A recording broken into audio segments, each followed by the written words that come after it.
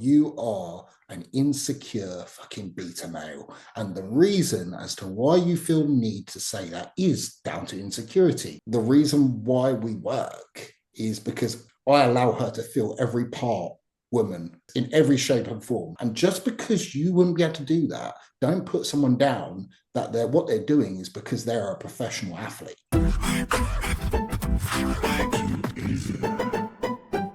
I've never seen a bodybuilding couple with so much muscle.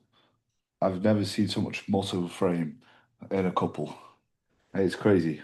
And I don't think I'm aware of another couple with this amount of muscle, to be fair, unless you guys know any. Yeah, so Rafe and Melissa Beast. Oh, Uh, yes. I think she came fifth at the Olympia. Something like I can't remember if she might have been just outside that top five. Yeah, she's huge. She is. And Rafe he's packed. But in the UK, Okay. I don't know. The rule is in my head is that I'm always trying to keep £100 gap. So I think that's fair. she's 195. I'm currently 290. So there was a £5 difference there. So I need to eat up a little bit more to keep There's that. nothing a couple of Five Guys won't fix, mate. Yeah, then I won't be able to eat the next day. Yeah. Fucked for one day. Yeah. Only. Yeah. Shit. They need like an opposite rata, you know. Yes. Oh, Like mate, old can you Toto. imagine? I need Yeah. That'd be insane. It would be. The way things are going, it wouldn't surprise me if there's something like I suppose the demand isn't as high for it, is it? You know, it would be a because very niche yeah, market. because Bodybuilders. yeah, a lot of people want to eat less. There's Powerlifters. not many people who want to eat more, you know, a lot more to the point where obviously Yeah. it's crazy amount. There is a few things out there. Like I think the most popular is MK, but it's not really used anymore, is it? Because it's kind of been proven to be shit for insulin sensitivity. Oh, I was going to say, why haven't we used that then? And then you just answered that question. No. Yeah. I'm quite surprised I've actually managed to get to 195 and feel relative. It was weird. So I weighed in at it on Friday, and it was literally then Saturday things started hurting. It was like that subconscious of me being aware that I was heavier than I've been before. Yeah. And suddenly it was like, oh, my ankle started hurting, didn't it? And then my side started hurting, and then I was getting a headache. And I literally stood up from having a wee earlier and felt my ankle twinge again. It's like this sort of shit. Yeah. Honestly, I think I could relate to that because it gets to a point like when you first starting off with bodybuilding, the initial years, you know, I was excited. Yeah, peak weight, that's cool. Let's see how deep we could go into this. And then I've gotten to a point now where I'm like, I am scared of that number. As soon as I hit it, my quality of life is gone. I won't be able to put on my shoes. I was voice noting Sarah while I was putting some washing away. And it was like I was bending down to pick stuff off the floor out the washing basket and hang it in the wardrobe or putting it in drawers. And I'm out of breath, like literally just putting away the washing. Tearing socks. I definitely think though, like it's almost like the Forrest Gump mentality that if you don't know and you're kind of digging your head in the sand to not wanting to know, it feels a lot easier. So like as I said, I'm about 290, but I'm actually going to start trying to drop a little bit. I hadn't weighed myself up to that moment, like for months, because I had GI issues, and I rebounded up just on, you know, like low dose cruise kind of stuff. And it's almost like, well, you know what? Fuck it, I'm going to weigh myself. I was like, oh shit, because you got the scales. Whereas previously, I'd be like 280, 285. My appetite would be shot.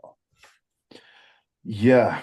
Do you think that's down to trying to fight to get there, whereas now you're more sort of naturally letting your body sort of glide up in weight? Well, I definitely didn't try, mate, because my food hasn't been high at all, really. My appetite is unreal, like ravenous. I literally haven't tried. Maybe I spent years in that kind of 270 to 285 range. And it just, when you have had a lot of weight loss, your body just naturally wants to go back to that set point. Yep. Most because it feels healthy there, because that's where your biofeedback's best, your sleep, your training, everything else. Funny one. I think I touched 193 last off season, but it was literally like blink and you missed it, and my appetite was already maxed out.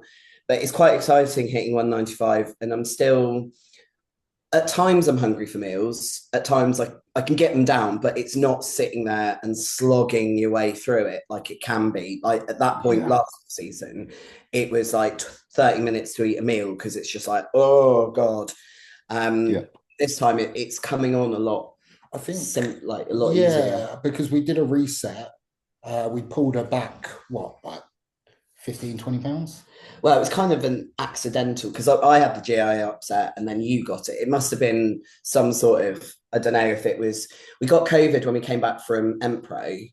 You had it while we were out there. I had it when we came back. And then it was literally a week after that. I had about 6 to 8 weeks of this fucked up GI. So there was a lot of eating shit because that was all I could eat at that point. And then just before we went on holiday, my appetite sort of, things started to clear up and I was able to like diet a little bit. And I think it's the first holiday I've been on where I've actually come back lighter. Yeah, but you were eating more on holiday than you were back home. And I tell you what, it goes testament to the food quality standards in other countries compared to like 100%. If I'm in the UK, if I have a pizza, you may as well call an ambulance and put me on a drip right there. Oh my God, yeah. I've been suffering through pizzas, before. Mate, if I go to like Italy or if I go to Turkey or even Poland, if I have a pizza, fucking fine. I could have it as a pre-workout meal. Probably because it hasn't got any cheddar on it. I don't know what cheese, it's in a different language, but still. Yeah, but like the food quality is a lot better. I remember speaking to Emilio in Alicante when he was doing the Empro, and we were speaking about him coming over to the UK, and he was like, the food shit, it's like you have to put that it's organic in the shops in the UK, where everything here is just organic and it's fresh. And I was like, oh shit, okay, fair enough. And you can taste it, man.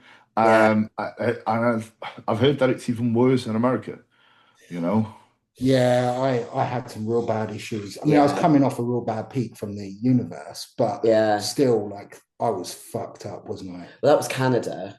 Or was it? No, that was Canada. After the uni was Toronto. Canada. Yeah, that was Canada. But I'm pretty sure you had, it was more American coffee that you had issues with rather than American food. It's a lot sweeter. Powerful. Oh, yeah. Like I've heard people, like, if you're not used to it, going over to America and you spending a good amount of time there will fuck you up. Just because of when we're in Chicago, we went for a coffee.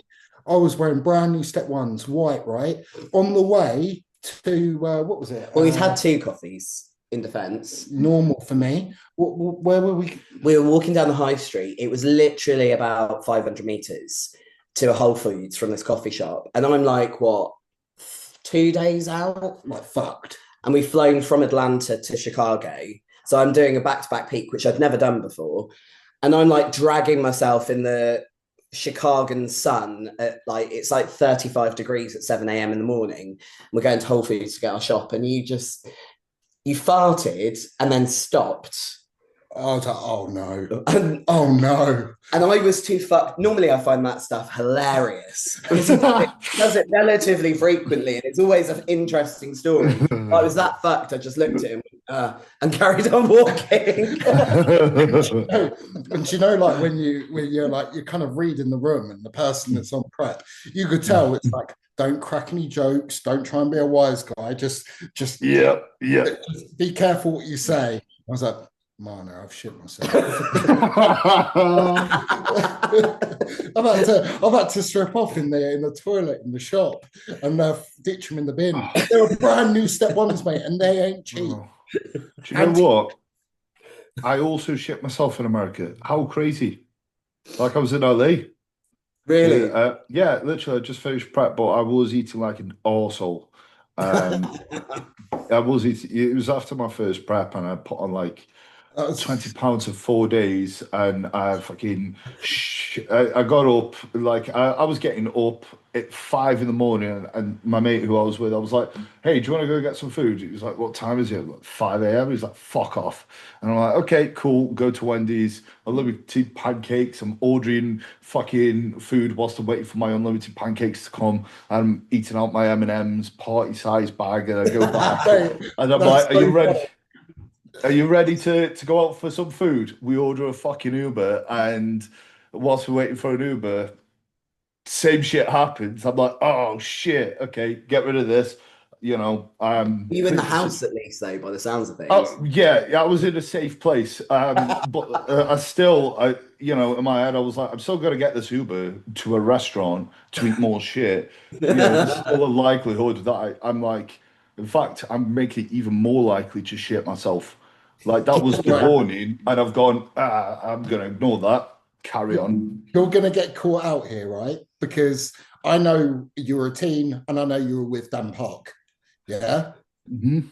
Yeah. Okay. Did you announce it that you shit yourself or not to Dan?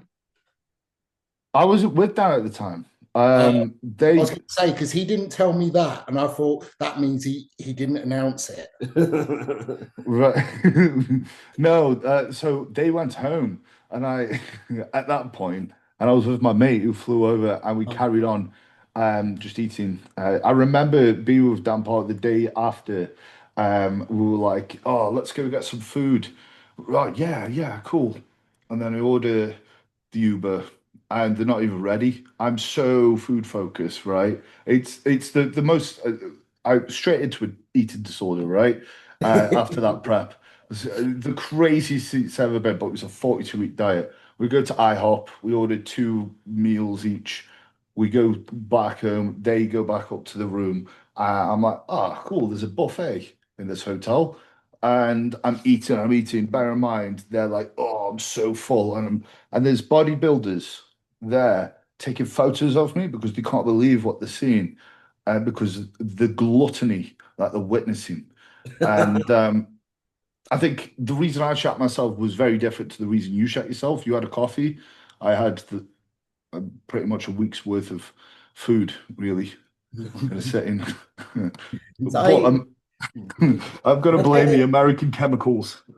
I don't know which is better because my reaction to food that my body doesn't like, I don't shit myself, I vomit, which is Ah, great.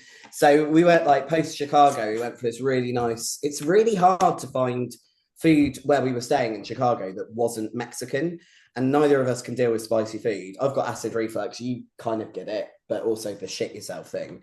So we found this sort of Italian place, and I can't eat pasta anymore. It's devastating because you ordered this pasta. I had a little bit. Mate, 2 o'clock in the morning, I'm talking to God on the big white telephone, just throwing oh my my guts up. God. oh, mate. And like this pasta, right? It comes out. I have one bite and I go like to the waiter, can you get another one of these? I had one bite. It was so good. Yeah. Oh man. I was Oh, like, I'm having 2 servings of this, especially if you're that's heartbreaking. Yeah, it's like my food sort of issues are more like so throwing up after Chicago. I cracked my tooth the morning after the Olympia on bacon, like Oh cracked God. it straight through the tooth. Had to got back to the UK, had to have it removed. That was traumatic. I'm not good with teeth. Like an Yeah. extract all that.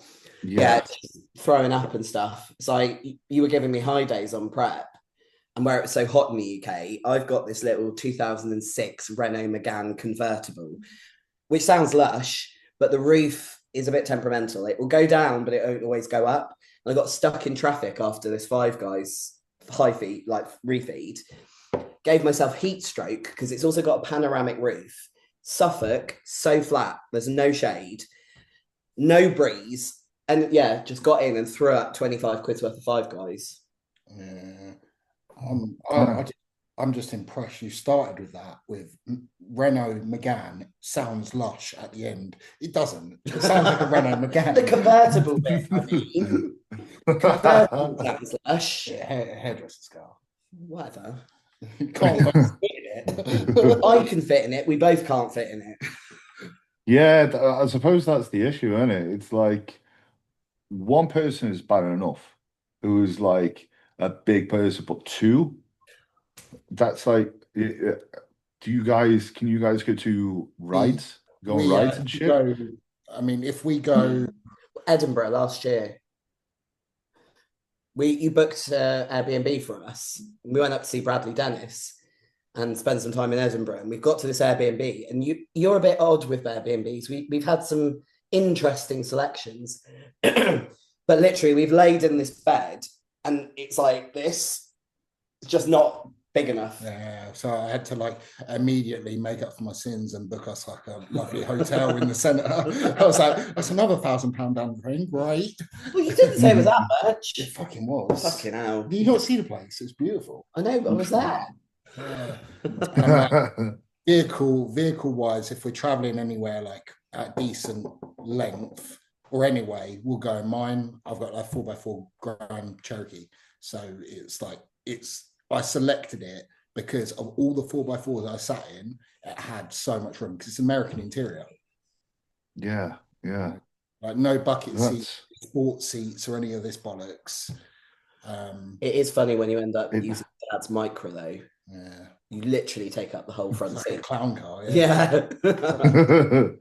I can imagine. I can't like it's obviously being in a relationship when you're a bodybuilder is tough. Being in a relationship where you're two bodybuilders, that's another element. No, I, no, I I couldn't be like, whilst I'm doing these years of bodybuilding coaching, because the lifestyle comes with it, with the coaching especially, I could not have anyone else by my side to support what I'm doing, understand what I'm doing for the end goal. Yeah. that is true. That is true because especially when you're doing it to an extremity, it is very hard to empathize when you're not in it yourself, even at least to some degree. Say if you're a person who just goes to the gym to just go, look good naked, you're not competitive or whatever. That's hard. Yeah. That I suppose that makes it harder, but obviously, I suppose there's multiple layers within this with you guys that make your scenario quite unique because there is that dynamic of two competitors being in a relationship with a lot of fucking muscle. So it's not as though, like I suppose there are a lot of some similarities with what you guys need to do. Like you need to eat a lot. You need to train really fucking hard. Whereas, say, like a bikini girl, for example, they won't need to push up as much, or they No. won't, you Well, know. there's a reason I allowed her body to do what it really should do and go from figure to bodybuilding. Because if I'm with somebody, I want them to understand what I'm doing. And if they're bikini, and this is nothing against bikini at all, because I think if you're made for that, fuck me, you're lucky because the criteria is so specific at a high level. Yeah, it's incredible. yeah, But same time, from the process in which I know, I can't agree with it. I no, not agree with it. I can't. I can't relate to it. It would really, look yeah, different. Wouldn't I'm after like your shape and whatnot. Yes, you can improve it. You are given the structure you are given. Now let's make everything as freaky as possible, as big as possible, balanced as possible, as conditioned as possible. And to have someone with me who is literally after the same goal, mate, yes, it's so fucking cool because I'm even more invested. Like I'm more invested in her than me because when she's in the gym posing, I will stop and I will watch and I'm fucking in awe because I actually look up yes. to her. That honestly, that I love to hear that, and that makes a lot of sense because that is this ultimate compatibility. Because it's like you said, you've got like very, very. It's not like you're just both competitors. It's like you're both doing it to such an extremity with the prep side, with the off-season side, and just pushing up. But again, there's the additional element of coaching your partner as well. That's that's something that is a catch 22, and I probably couldn't do it justice, but there is a lot that comes with that, especially especially we know that bodybuilders in general, you are working with a lot more variables. There's a lot more muscle and there's a lot more condition that is expected of them. So the balance and finding that balance, the pressure comes definitely in peak week, for sure. Yeah, because I can imagine. Being your partner and your coach, you're in two different boxes. You have your relationship box and have your coaching box. Unfortunately, and it's something I'm working on, probably. Well, we think I'm autistic, don't we? Yeah. The transference into box to box, it's not like that. It takes me a while to switch into that mode and into that mode. And unfortunately, if I've just finished a check-in, I'm in work mode. Yeah. And then she's come to talk to me, but I don't realize she's coming to talk to me as my partner at that point, because I'm in the zone of work. And the way I talk to her is like how I would talk to a client, which is not acceptable in a relationship. Yeah, it's not in a rude way, but in terms of I'm thinking more about her training rather than like, how are you? How you doing? You know? Yeah. I mean, you first took over my training. That was 2022, and that was actually before we got together. And then it kind of evolved through a friendship and that sort of thing. So yeah, you've been doing my training since 2022, and then 2023 took over the coaching side of things. And part of that was I was working with Tom at the time and diagnosed with PTSD from the ambulance service. And what I was really struggling, not only to a coach, but I was struggling to work out how I was feeling and articulate that to even Dan, let alone somebody at the other end of WhatsApp. You know, it becomes really, really hard. So you ended up doing a lot of communication for me, because I just didn't know. It's really weird. It's like the words are there, but I wouldn't be able to actually vocalize them because I'm so kind of in the moment of the anxiety that I'm feeling. It's like just verbal shutdown. It's difficult as well. And it's not Tom's fault. Like if I was in Tom's position in my brain and I am across the screen or, and not with the person, I wouldn't be able to coach her. In that moment, I wouldn't be able to coach her. But it's only because I'm living with her, I see her every day. Yeah. I know the ins and outs. I know how sensitive her GI is, especially in times of stress. If she's had a trigger that's caused nut regulation and now she's tight in the throat, she has no appetite, her digestion goes to shit, but it's high day. On Mate, you're flat, high day. It's not like this where I'd have to communicate. It's like, I know what you're going to see. I see it as well, but no high day. Yeah. No high day. Don't do it. Because it's like, okay, anyone with anxiety will relate to that feeling of like butterflies in your stomach. And it literally just tanks my appetite. But you've also then got like this upregulation of kind of gastric motility as it goes through the GI go through your GI tract. And it's like, if I could get it down, the likelihood is it would just go straight through me because of that anxiousness, and it wouldn't do the job that it was doing anyway. And then there's the stress of being faced with all this food, even though you're in prep and your body's screaming for it, your mind's just like, I can't deal with this right now. So now you're stressed because you're thinking, I can't tick the boxes, and you're already anxious because of your underlying health condition. And it's just this perfect kind of storm of not really achieving what is meant to be achieved. And from there, like if it was the need to feed visually but not mentally, you put the food in, it's not fucking doing what it's meant to do. It's not going to assimilate. Like when you're stressed, it's just coming out the other end and it's not doing the job. And then now you're wasting time in prep. And then you have drugs on top facilitating this further, and unfortunately you're not the best giver of feedback, to be honest. Like she can have like numb hands and forearms because her physiological symptoms are so severe. And I've got carpal tunnel and I spend all day typing. When she's I get like this.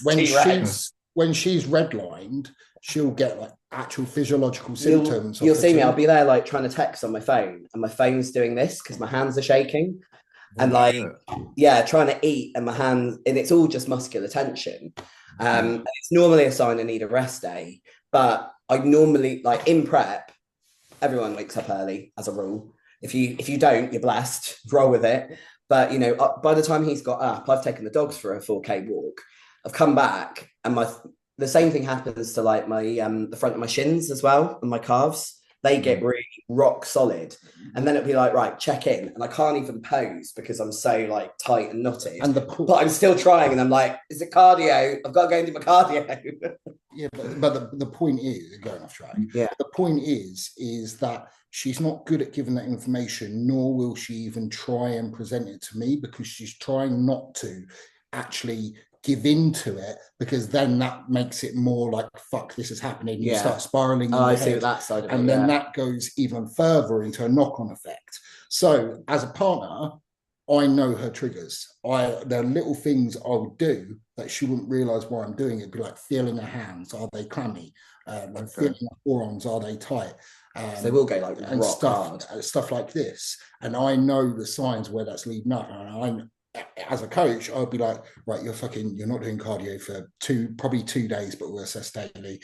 You're not going to hide it either, because in that heightened state where you are, then put drugs on top of that. When you're dealing with someone with anxiety and they're not as verbal as they should be, and they're also wanting progress, MPP probably not the best fucking thing for you either. It's like see like the 100%. The stuff I see as a partner, but I've got half my coaching brain on. I'm also watching on a day-to-day basis. Yeah, MPP it's a weird. I know MPP anxiety, and I can kind of differentiate that from organic kind of in here anxiety.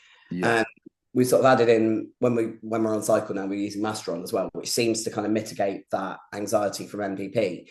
But yeah, when you're then adding the deficit and the pressure of competing on top of that, and it's even little things like something that still gets me even now, and we're like 2 years on from when I was diagnosed, like traveling anywhere, I get quite preemptively anxious about that, and I don't really know what it is about, because once I'm in the car, I'm fine, but the preparing to leave, and then it's like adding 3 weeks in America on top of it that you've got to pack for when you're a week out, like 2 weeks out, taking all your food with you, making sure your luggage meets the weight requirements. It's like, it's all a lot.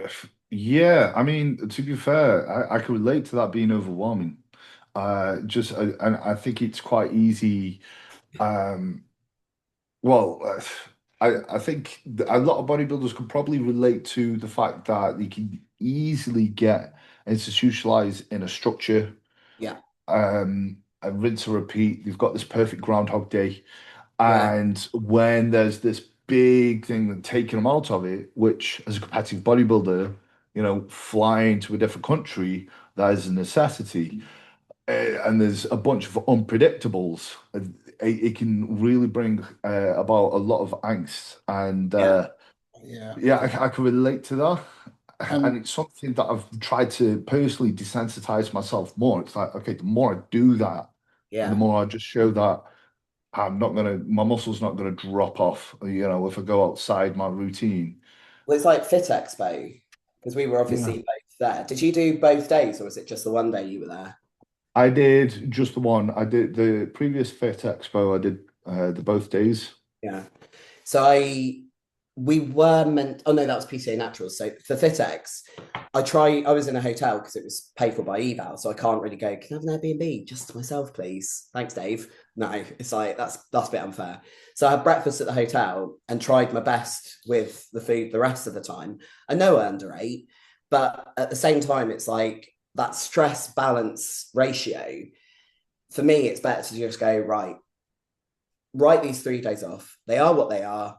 Take it as a little break from the constant stuff in my face, and actually enjoy maybe not having to eat every 2 to 3 hours on the 2 to 3 hours, and just let it go. But it is really hard to start doing that. And like you say, like it's through practicing it. And I was better for FitX than I was PCA Naturals. Yeah, I mean, that wouldn't be the case in prep. Oh, God, no. And it's not to say we let our foot off the gas in off-season at all. It's just done very different. And when you're weighing up, this is what's going to surprise a lot of people, is what is optimal. If you want to be a pro, you've got to act like a pro, as Cuba would fucking say, or something like that. But what I'm saying is like with certain people, optimal isn't always what is optimal by face value. It's what is going to what is going to cause them least stress, so their GI doesn't come off by the time they get to Monday and they're back at home, so then they can continue progressing throughout their off season. And I mean, before that FitX, I made the mistake. You know what I was saying about how I find it hard to transition from box to box. Now, I'm not like this with my clients. My clients are fucking robots. I expect them all to operate like pros because a lot of them are going for pro cards.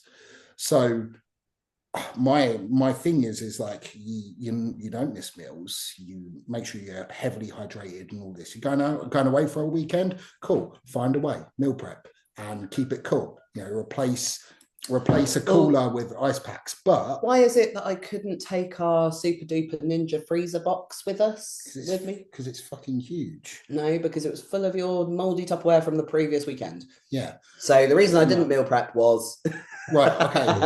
Fair enough. But I made the mistake of I'd literally just coming off my laptop with my other clients and talking to her, and I made the mistake of kind of expecting the same from her as I would any other client and totally dismissing what I know is actually right for her in terms of the long-term progress.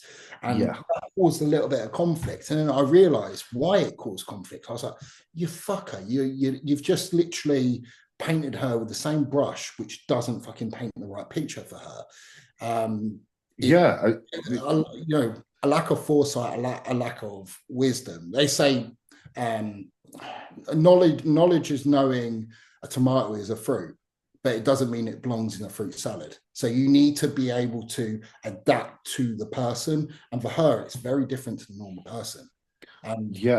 What anyone says, that this is somebody who we've done it this way, and she's gone from figure not placing in top 10 to within a couple of years of that going to the Olympia. So mental. That is mental. It is 18 months. So you can't argue with the way in which we've managed to put this amount of tissue on. No, and I think that is, you've raised a good few. There's a lot to unpack from that. Actually, there's a good few points that you've raised. So when you are striving for optimality, it's not usually this absolute of this is what is optimal. It can look like, okay, so a risk to reward. There's going to be a trade-off here. Okay, so is this being? It's like, for someone, if I have a client who loses sleep over the thought of tracking their sleep, I'm not going to make them track their sleep. You know, or if someone's weighing themselves every day, although it may be more optimal to get an accurate reading of the average over the week, and their day is made or ruined by that moment where they step on the scales. And it causes this domino effect. Then that's not optimal for them. And you're very much right. I think that's important just to acknowledge as a coach, and just obviously in your guys' dynamic, absolutely, and that's quite helpful. I say this, I'm like this with all my guys, not quite the case, but for something simple like that, a travel weekend, I was like, well, make sure you prep. And they're all like, already have, mate. But so it's just who I'm working with. It's for sure that, you know, you treat your clients, they are, you have got some very, very adherent clients, but they all are. I'm probably the least adherent out of them, to be fair. No, but in the way that, like, with that fit, that's what I mean. It's context to adherence. Your adherence is adherent to what we set of you. And it's like that weekend, I didn't let my hydration drop. I didn't go out for a meal with everyone from eval, which, you know, would have been fun, but I needed to make sure that I was optimized. If I wasn't optimizing my food, I had to optimize my hydration, had to optimize my sleep. And that meant that come Monday, bang, back on it, 5 meals in straight away. Whereas if I stayed up late to try and make sure I fit the meals in because I was working, I wouldn't necessarily have the time to eat during the day. That's had a knock-on effect on my sleep. The next day, my appetite's down-regulated. I'm now anxious as fuck because if I don't sleep, my head falls off. And come Monday, I need 2 rest days to get over the weekend. And instead of it just being, actually, it was only 2 days I missed training because I trained Friday before I left. Instead of it being 4 to 5 days, because I'm decompressing for the weekend, I was back in the gym straight away on Monday morning. So it's like you say, it's optimal for me to enable next week to go off as it should do. Yeah, That trade-off makes sense. And there are times where I'll assess trying to organize being adherent or optimal on an occasion. I'm like, maybe if I do just go there and have a meal that is not on the plan, you know, or I do something that is slightly different out of the many times that I am consistent, the 0.1, how often do I do this, right? And I assess that. I'm like, this is like probably a once, maybe twice in a year thing. Cool. So me stressing about trying to be 100% is putting me off doing this once or twice in a year thing. Yeah. And it's probably going to actually cause more harm than good. And in that regards, what is the general consensus of optimal is, my assessment, not optimal. And that's different from person to person and scenario. I did. I mean, I was bodybuilding whilst working in the ambulance service as a paramedic. I was out in the ambulances when I started. So I'm doing 12-hour shifts of blocks of sort of 3, 4, or 5 12-hour shifts, 12-hour days, 12-hour nights, late shifts. I had to commute an hour and a half to where I worked. So I'd sleep in a camper van in between shifts. And if you're talking meal prep optimization, I'd freeze a week's worth of food, chuck it in the van, off I'd go, hour and a half away, do my shifts, eat my meals, train, come home again. And even as a pro, I'm still in the gym before work, like 4 a.m. doing my cardio, after work, 7 p.m. after I finish the shift, before I've got to go back in for the next day, getting up after a night shift on 4 hours sleep, going to train legs, going back to do another night shift. And I was on it every single, 100%, nothing was skipped. But in retrospect, I probably was under-recovered, overstressed, and not optimizing what I could have done growth-wise if I'd actually just pulled it back a little bit. But again, that's dependent on my situation. But what I will say is, and this is something that not a lot of people will comprehend, is you can get away with that when you've got a lot less muscle. Your recovery capabilities are probably a lot better when you've got a lot less muscle. Now, if I sleep less than 8 hours, I'm fucked. Yeah, especially the off season, you feel that shit. I find, like, on prep, I could get up early, and it's almost like a blessing. I'm like, oh yeah, it's great. You know, I don't have this fucking brain fog where I'm spending half the day waking up. Kind of going from room to room. Why did I walk into this room? Yeah. It's like two versions. It's like the duality of man, prep, off season, and two completely different people, brain function, schedules, and it's a bit of a crazy one, to be fair. But yeah, it does make sense that sometimes when we're searching for optimality and we're really trying to apply ourselves, we can actually overlook key components to optimality, and that could be recovery. You know, and things like stress. And which with an anxious mind, stopping, resting, and doing nothing can be the most uncomfortable thing you ever do. It's just sitting, like, even if it's just sitting watching TV and allowing your brain to melt into the TV without the rumination or the preoccupation. It can be really uncomfortable, but it's only through perseverance with doing it that it becomes easier.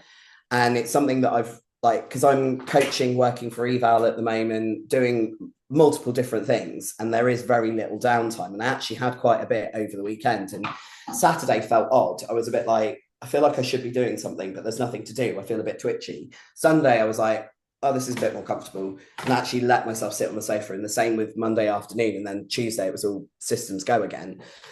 So it's an adaptation and evolution, definitely. I think resting is a skill. And I think the irony of it is the people that do very well are quite often the people that need to be pulled back, and the people that are very conscious of pulling back have not earned the right to. Yeah. It's like, I think when you're worrying about your recovery capacity, it's like the guys who are like worried about fatigue and shit in the first years of training. It's like you're not outputting enough to actually Yeah. have that concern. Now, the irony is, the people who tend to do very well are very productive, and those people tend to have this overactive mind Yeah. and struggle to switch off. And that's a skill, to actually be able to sit down and, like you say, not actually get into your own head and stress Yeah. yourself out, because that's not recovering. It's to No. be able to just And switch off. the And guilt it's of sitting simple as down doing nothing. yeah, absolutely. But at the same time, that is what actually gets you to places. Is Yeah. that constant motor that's running. Um, and if like you can learn the skill, and this is something that I'm trying to learn myself. If you can learn that balance, I think that really helps you to really become and flourish as an athlete, to Yeah. be able to actually perform better as an actual person as well. And It's not easy, is it? It's sport. I, yeah, I mean, you say to someone, it's hard resting. They'd be like, a lot of people are like, you, what the fuck you on about, right? Just stop and But then chill out. it's also like you get to off season, and I've noticed the similar things that you get in prep from sitting on your ass too long. Like I'm getting that kind of sacral coccyx glute pain, but it's instead of bone that's causing the pain, it's just body weight causing the pain. It's Yeah, it is that. Yeah, see, there's a lot of similarities, because I think a lot of people separate female and male bodybuilding. yeah, But when you get to a certain size, a certain division, there are a lot of similarities. Like with what you're experiencing in the off season, I could sit here and go, "Fuck yeah," I feel that shit too. lower Yeah, back pumps, the lower back pumps. constant compression of your shoulders when you're going to sleep. And if it's not compression of your shoulders, you slept funny and your neck's tweaked because you're not compressing your shoulder because that hurts. Now you're lying funny, your neck hurts. Trying to put your socks on, it's just a mission. Yeah, sleeping is Just dangerous. after you, mate. Sorry. Sorry, I was just going to say, like, sleeping is a dangerous thing when you're in the off season. Like, you've got to carefully place pillows, put the mask on, and and You haven't yeah. quite got. I'm not quite CPAP heavy yet. We did debate it, didn't we? Oh, You were snoring last night. I mean, I can definitely say, in terms of like the day-to-day struggles a bodybuilder has, whether it's in prep or off season, exactly the fucking same. Exactly the same. And it's quite cool to be in a relationship and having somebody, because they're getting bigger, probably at a faster rate than I am, now getting to those issues that you were probably bitching and moaning before, and they're like, "Oh man, the fuck up," and it's like, yeah, see how it is. I never gave you that attitude though, did I? I can't think of one. I'd laugh, but I'd never be like, man up. I'd always just find it funny that you were struggling to put your socks on. That's so before I ditched the employment and went full on self-employed and dived headfirst into eval, I was also working as a disability assessor. So the personal independence payments that people get, I was the one on the end of the phone, clinician assessing.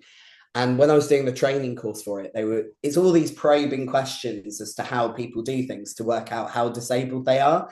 And I was just sat there in this lecture as they're talking about it, thinking, yeah, that's Dan, like rocking to get momentum, to put your socks on, and like needing an aid to wash your back and wash your feet.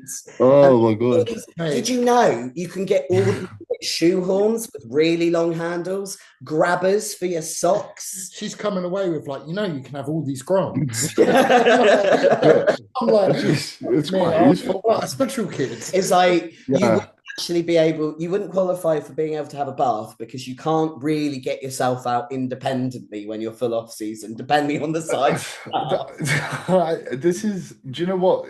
It's crazy, isn't it? Right? Because we start bodybuilding and people don't tell you this shit. They don't tell you, like, you look, oh, I want to be massive. I want to be like one of those, 300 pounds, whatever. They don't tell you that you've got to live as a disabled person. Um,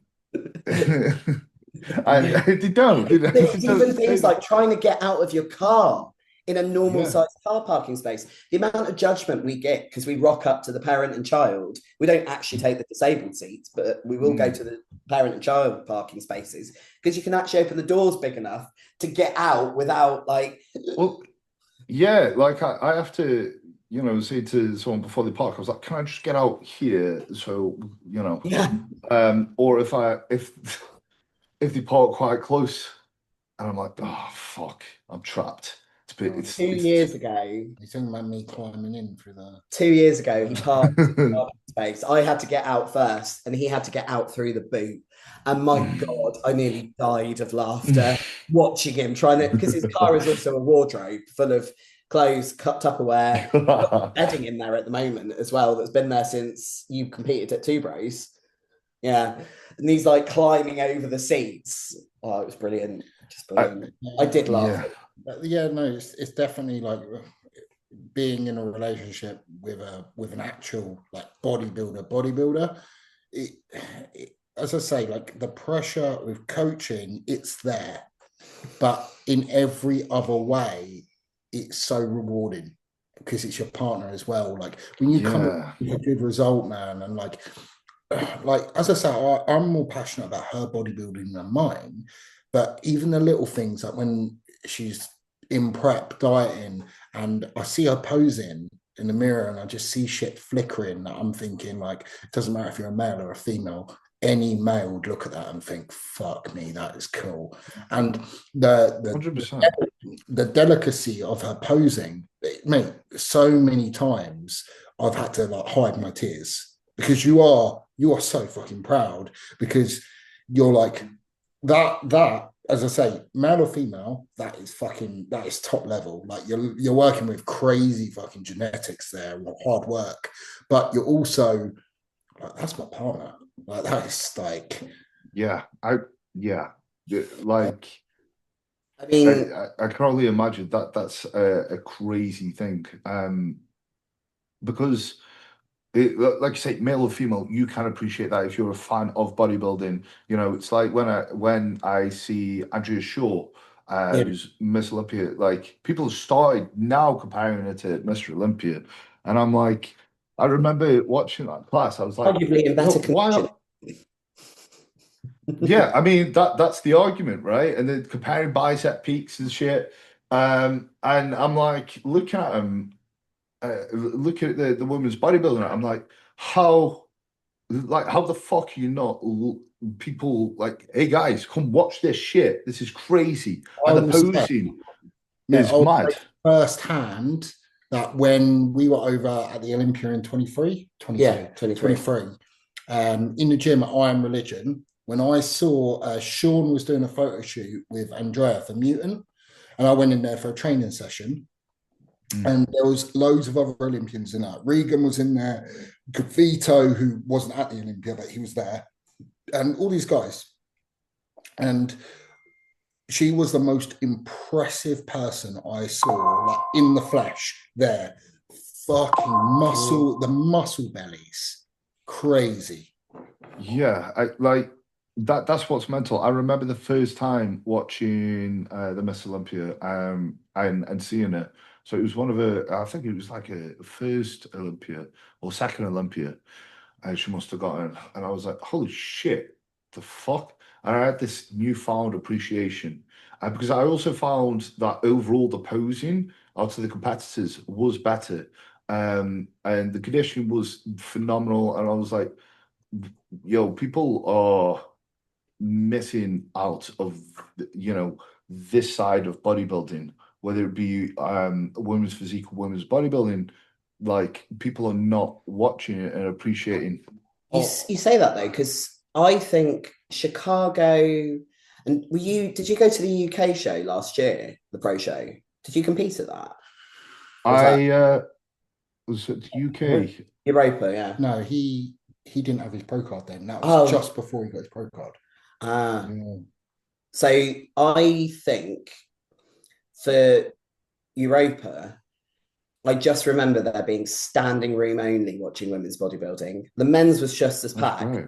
But this argument that women's bodybuilding doesn't fill seats, both women's physique and women's bodybuilding, it was packed. And this is a UK show next to Heathrow. Like we don't have many pro shows, do we? So no, and I think it's even more of a rarity that you see class divisions that big competing. I suppose that's where I haven't seen that in the flesh, in the audience, you know. Yeah, and I think the last time was the Arnold UK 2022 when they had women's physique, but that's been the only two UK shows that have been bigger than figure that I can remember. And I think this says it all. Is we were in the posing room in Iron Religion before the Olympia, and we're in there with there's some Korean guys. One of the Korean guys from no, it wasn't him. It was another one. No, physical hand when the guy was watching. Right, he was there. Yeah. So Mana's posing in the corner, right? Milos is in there posing. Do you remember he had a year out last year because I think broke both his legs or something. He's a 2-on-2 competitor, coached by I think Francisco Espen. Olegev, very impressive. I think I'll probably recognize him. Gnarly, grainy, hard, bubbly. Freak. They're both posing, going through rounds, and so he's actually having this recorded. We found this out later via Instagram because you see Mana posing next to him. Yeah, they're both pulling a Brit double. So they've both gone to the rear and they've hit the rear double. No joke, Romana shit all over him, like condition, hamstring detail, back density, back size, right? And then on Instagram, where the video is on there, he's cut it just before they've gone to the rear double. All. So don't put down female bodybuilding, man. These guys are freaks. No, for sure. She was WPD back then. Yeah. That's mental. That's mental because I think people realize that. I don't think people realize that it would be interesting to see guys and the girls, compete together and see what the fuck would happen. My regional, she did a guest pose in, and all the guys that I was competing against in the overall, they wanted to have some pictures posing next to her. I think I saw a photo. Tell you what, like nobody touched her from the back. Obviously, I should fucking hope not. I'm not being funny, but it's like I know I'm female, but I'm still a pro. But these guys, I mean, they're big. I mean, Daz beat me. Yeah, but it was his a week out from his main show, but still, like, yeah. I found it interesting that I had more men asking, not in a creepy way, for photos at that show than I did the sort of more muscular women. I don't know whether it's approachability or just because of when I did the guest. No, because I did the guest posing before Women's Physique came on. So I don't know. It's just a bit. The men seem more up for that kind of stuff compared to women. In particular, though, sorry, Monty's barking at the door. In particular, classic, not so much. A few of them do. Men's physique definitely fucking not because they're insecure. No one looks small. But the bodybuilders, like proper bodybuilders, heavily muscle bodybuilders, they're the ones that always show the interest because they get it. Yeah. That makes sense. And it's I suppose there's that element of you're going to have a better understanding being a bystander of this time of how women's bodybuilding is appreciated. As well, wasn't it? Emperor's backed, yeah, absolutely stacked. That was, yeah. But it's funny though, like the dynamic of you get like the proper bodybuilders that if they're not with Romana and it's just me, they will always ask, "Oh, how's Romana doing?" You know, I'm talking about like the proper guys, like your Josh Law, Nathan Styles, Rob Taylor, people like this. They are genuine. Sasan, another one. They're genuinely interested because they don't see male or female. They just see fucking bodybuilder. Yeah. You know, whereas your classic and your men's physique, like she could be with me and they'll act like she ain't even there. Yeah. I've had like almost a talking to about the Olympia from a classic guy who hadn't even been yet, but didn't actually realize that I had been. And I don't think he even realized I was bodybuilding, to be fair. I think he probably just thought you were fat.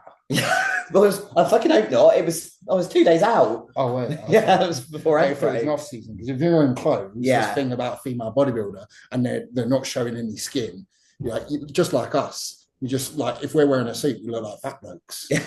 Oh yeah. Like I remember the last time I wore a suit. I'll have to do it again sometime soon. It was a rented suit. I looked like the fat controller. You, mate, try fucking wedding dress shopping at 195. I think I'd prefer to wear a dress. You can let your lats hang out, your shoulders hang out, you know. You've got leg room where you can swing around. So I obviously haven't seen the dress because traditional you don't. But she sent me pictures, or she showed me pictures of the dresses that definitely weren't a dress. And mate, like a toothpaste tube where you squeeze out all the paste at the end. It looked like it's just been stuffed and everything just.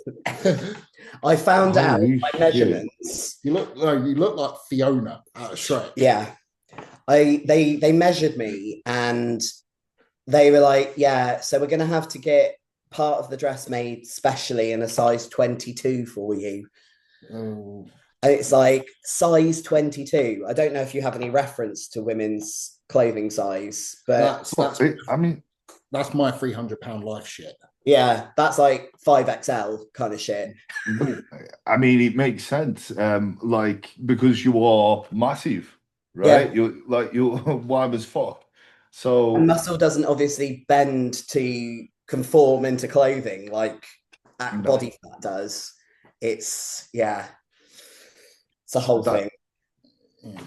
Man, look, this is all stuff she's increasingly learning, whereas before it might have been quite cool and novel, but now it's fucking not. Well, this is what we were saying before. It's like you know, when you're looking forward, you're like, oh, look at how cool that shit is. And you know, I would love to struggle to you know, fit in a car and shit like that. And then you're actually doing it and you're like, okay, I wish I could fucking switch this off. Right. No, that'd be cool. If I could just get the sides off. No, that'd be like even that. And I'll think to myself, I'm like, I'm not a Nick Walker size, you know, there are guys much, much, much bigger than me. You know, I think how the fuck does someone like Samson live?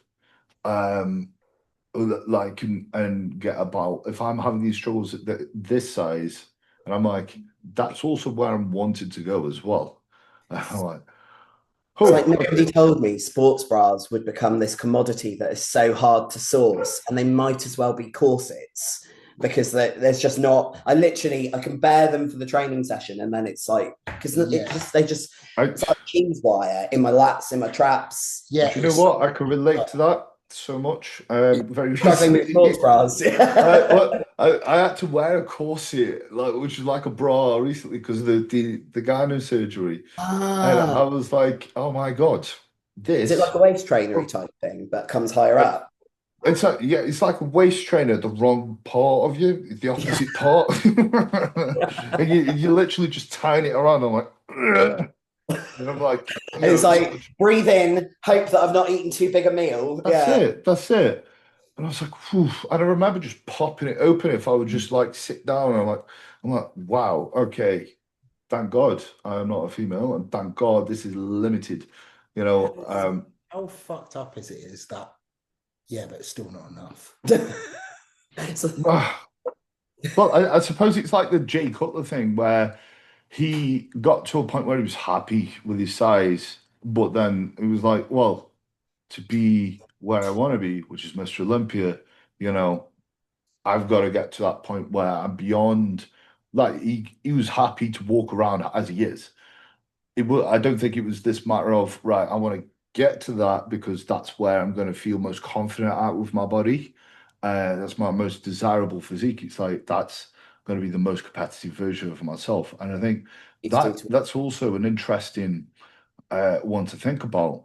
Is potentially on the way up to the goal that we have, we get to a point where we actually have this ideal physique, and then we go, yeah, but I want to be a fucking competitive bodybuilder, and I want to win shows, and it is not enough to win the shows. I need to add more muscle.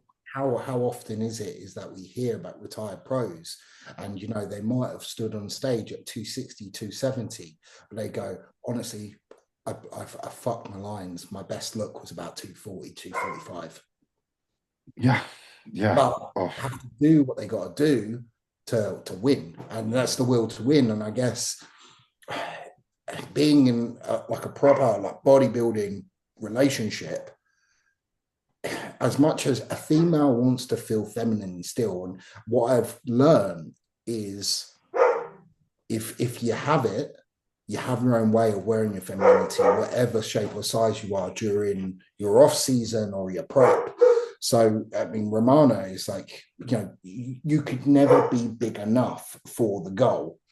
Which is scary. It's scary. It's scary. It is, but it's, you have with a female, you have your ethics that are slightly different. You don't want to virilize too much and absolutely fuck yourself up. But still, it's always more size, more size, more size. And it's not socially acceptable when you come out of the realms of bodybuilding. I think, for sure, 100%. I believe it to be, and again, you're going to have a better perspective of this. Obviously, Romana, you being the competitor, Dan, you being the bystander of this and the coach. But I think females just have a harder time with that, of just being so beyond the societal norm, and then having people react to that. It's the comments online. Can you go and shut Monty in the living room? Yeah. Sorry, just going to shut the other dog out so the barking stops. It's the comments online. You can take them with a pinch of salt. They're going to be trolls. Are going to be trolls, and ultimately they're just trying to get a rise. So it's not actually. I try not to take it personally, but it's the comments I get to my face that are a lot more difficult to sort of process, because it's like, why have you taken time out of your day to say that in a derogatory manner? So I've had some people where it is meant to be offensive and nasty comments, and then I've had some people mistake me for being trans. I've been called sir to my face, mainly in America. Oddly, it's like I'm prepped, so I'm not even as like big as I am in off season, obviously. And ordering coffee, and they're like, "Oh yeah, do you want X with that, sir?" I'm a woman. Oh, I'm so sorry. It's like I'm in a sports bra and shorts here. Like, I've got boobs. I'm not a dude. Like, it's really hot outside. I'm not covered up. You can't mistake this. The airport security in America as well. I'll just check your bag on there, sir. It's like, I'm female. And the worst one, I think, was we were at a show in Wales, and I was wearing a dress. I'd gone over to Tesco's to get some food, paying for stuff, and this woman's come up to me and she's like, "Oh my god, I just want to say you look fantastic." And I was like, "Oh, thank you, that's really nice." And she then goes, "I work with people like you, transitioning." And I'm like, "I'm female." And she's like, "Oh yeah, of course, I understand." I'm like, no, I am female, I just have a lot of muscle. Oh yeah, well, you can be whatever you want to be. And I'm just like, what the heck? It was the fact she carried on digging herself a hole. Yeah. Like, please. Yeah, and I know it could be what I want to be. That's what I'm doing right now. It's like, yeah, that's again something that I can only imagine, really. And I bet that I suppose that assessment that we were talking about earlier, when you're assessing whether to strive for the size needed to place higher to get fit into a bigger division, um, does that play a role in your assessment, or are you like, I'm so far deep into bodybuilding, I don't give a fuck? It's some days it will get to me more than others. I think the thing that angers me is this constant preconception of what a woman should or shouldn't be, how they should look and what they should be doing. That was also going to be something I touch on, is like, what is feminine? What is femininity? Like, what is... It's an energy. And it can be however you want to display it, however you feel comfortable displaying it. It's only this sort of, you think about it, it's always been, and I hate to, I'm not one of these hard, fast feminists that's like a man hater at all, he'll tell you, but it is very much dictated by the men in society, what a woman should or shouldn't be. And historically, that's just kind of carried on just the way it is. Growing up for me, it was all about, thigh gaps and being skinny and high cheekbones. And that was what was aesthetic. And then we had that shift to a bit more body positivity. And now Rat has come out, it's gone back to being skinny as the new strong again. I don't struggle with my own femininity living in my body. I struggle if someone tries to put me into a situation that I'm not comfortable with. Like if I was to wear something that wasn't very me, like even with the wedding dress shopping, it's going to be very me. But so I don't know, say I had to be a bridesmaid and someone gave me a dress and it was like, oh my God, what the hell? And just feeling uncomfortable in that. But, I do wear skirts, I do wear dresses. I try it because it's just my style. I was massively into fashion before I was into bodybuilding. And now I just can't fit into all the nice clothes that I still have in a container, hoping one day I can fit back into them. But as far as like chasing the size, we've never really chased the size, have we? It's just trained and eaten, and we're chasing the size now. Last year we didn't. Did we? I don't know. Maybe he thinks we're chasing the size and I'm just doing what I'm told. Well, last year for a bit of off-season we did. We actually did your first kind of proper off-season cycle, which we previously wouldn't do. Well, we added in maths for the first time. Yeah. The only... So I don't know if I'm going to do this justice, and I wish I had a pen and paper and I could write it out first. But so from my perspective is I have this person that I'm in love with, not because she does the same thing with me. I'm in love with the person. That's first and foremost. When she is feeling uncomfortable about her femininity and it's because somebody else has made her feel that way, I will get very protective. Very, very protective. I can imagine. As anyone would be for their partner. It's your partner in the day and with reason, right? So when I see comments online, you click on these profiles and no offense, well, I say offense to them, you look at them and you're thinking, you're just a fucking, you are an insecure fucking beta male. And the reason as to why you feel the need to say that is down to insecurity. And let's face it, you wouldn't be able to handle, and being an alpha female does not mean you have to have muscle. It's a vibe. It's very much a vibe. This one is both vibe and the way she carries herself, and she's bigger than most men, right?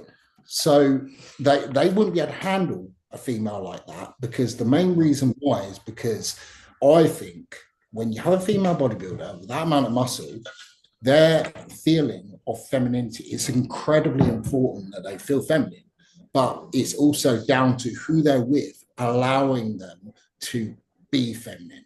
So as I'm like, I have a certain way I would carry myself, and the reason why we work is because I allow her to feel every part woman, and that is in every shape and form.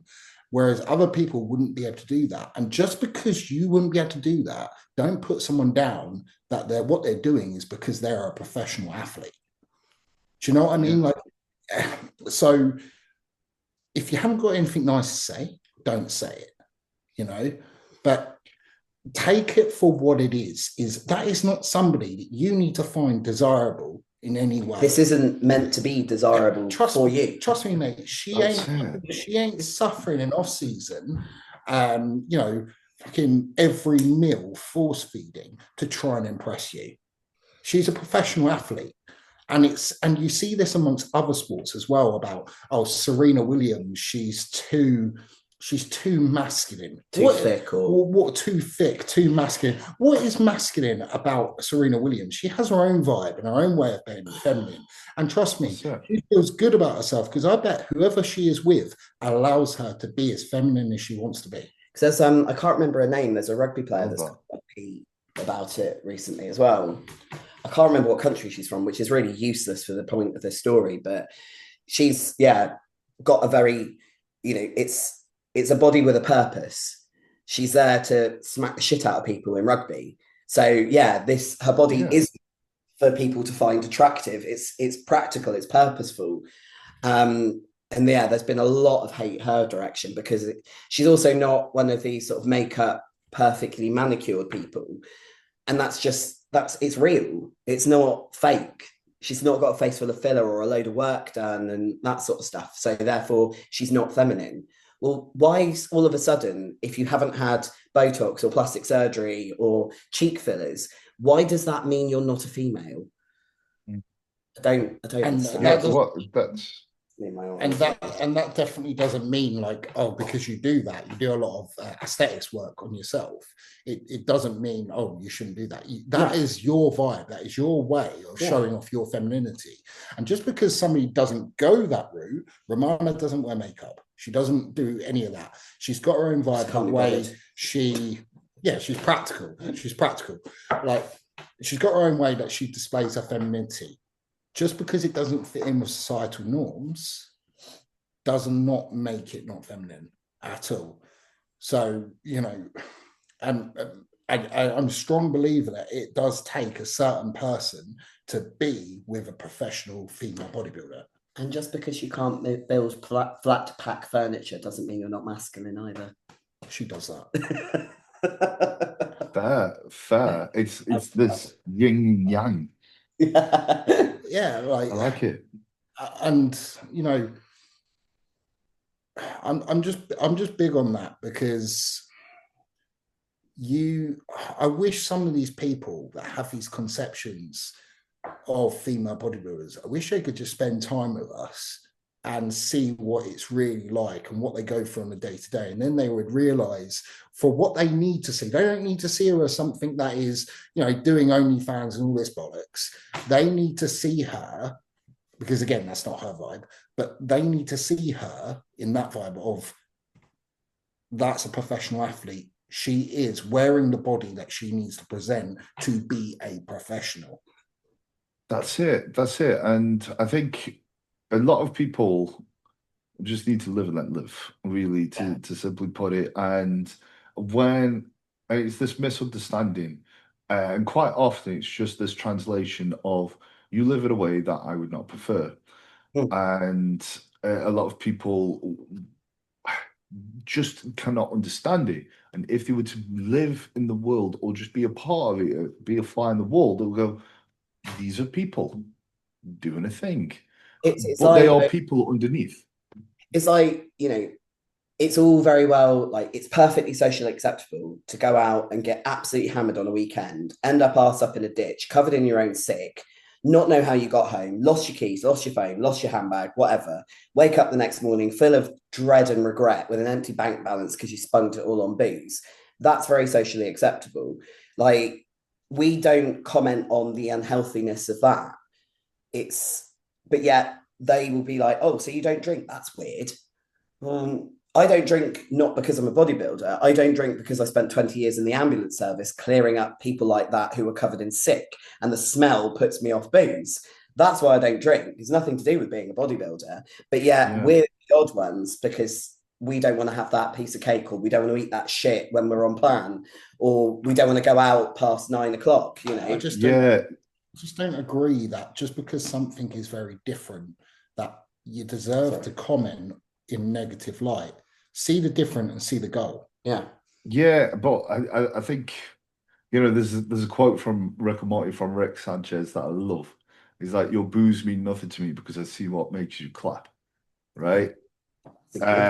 There's something like that, and I'm like, I love that, because it's like the people who are judging are like, well, the shit that they praise, fucking mind numbing. So why the fuck do I care about the judgment that they're putting? Because their opinion, it doesn't hold much weight, because I don't have their values, and I don't fucking want those values.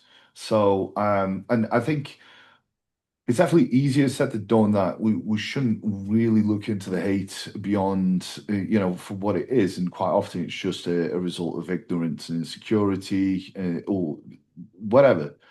But it still is a person being a dick. And you're like, why are you a dick? Why do you have to be a dick? You know, it's the frustration that they expect their words to hold power over, and try the attempt to ruin your day. It's like, it's far easier to not be a dick than to be a dick. So why it takes effort to be a dick? Like, you're making life harder for yourself. Like, just be nice. So much easier. And I think a lot of people, they really judge things based on the end result, not based on the process. So a lot of admiration for success, or jealousy, or whatever it may be, will just be based on the speculation of the end result, not the process to get there. Because if they did see the process, they would start thinking a lot differently. It's like a lot of people want Elon Musk's money, right? But if they saw how he lived, right? He lived in like work for however long, didn't he, or something like that? Yeah, I mean, this guy's still sleeping on the floor, you know, and shit, and like, you don't want that fucking, you don't understand it, right? So you could glamorize the success of these people, and people could glamorize a bunch of shit, but like, they could glamorize a bunch of fucking actors, pop stars, whatever, right? If they lived a life, they'll probably fucking hate it. Whereas they can also judge shit, and they're like, you know what? If you actually went out, you ate regimented, and you exercised, and you were probably like, holy shit, I respect this person a lot more, because I understand the process. If they saw what they went through to get to that end point in the first place, I think it would change their mind on their perception of the person.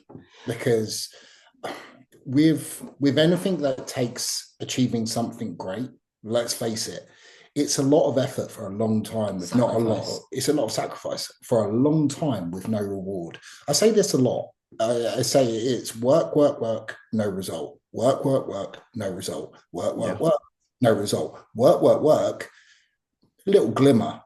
Work. And all through these little failures that people perceive as, oh, you're a failure, that's where the people are, you know, you're wasting your time. You know, no point. Why are you doing this? You keep failing. But they don't see that the part of those are the rise up in which it takes. That's the necessary requirement.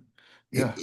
It really is. Because I used to get, I don't know if you guys have it as well, but when I was working in the ambulance service with like normal people, a lot of it would be, oh, you're so lucky you've got a physique like that. Oh, you don't need to watch what you eat. You're lucky you've got a physique like that. And I mean, the majority of the time I was in the ambulance service, I wasn't bodybuilding, I was crossfitting, and I was redlining myself into the ground with like two workouts a day plus going for a run.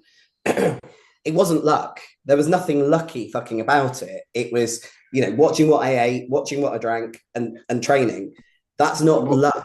And all throughout this, they're going, oh, why are you doing this? Oh, do you need to eat that now or Oh whatever, yeah, you do you know? have to eat And then again? and then when you have a massive breakthrough, you win something big, and other people are giving you attention. Now they're on the bandwagon of, Yeah, it's oh, like, well done, and all hold of this. on.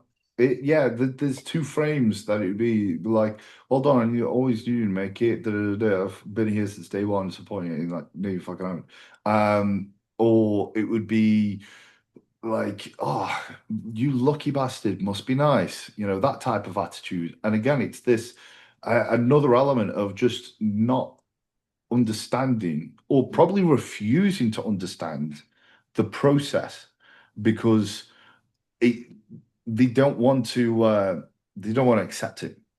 Yeah. They don't want to accept that, okay, the physique has actually been built through that shit that I'm criticizing or not wanting to do. I'm like, yeah, do you have to do that? Yeah, you do.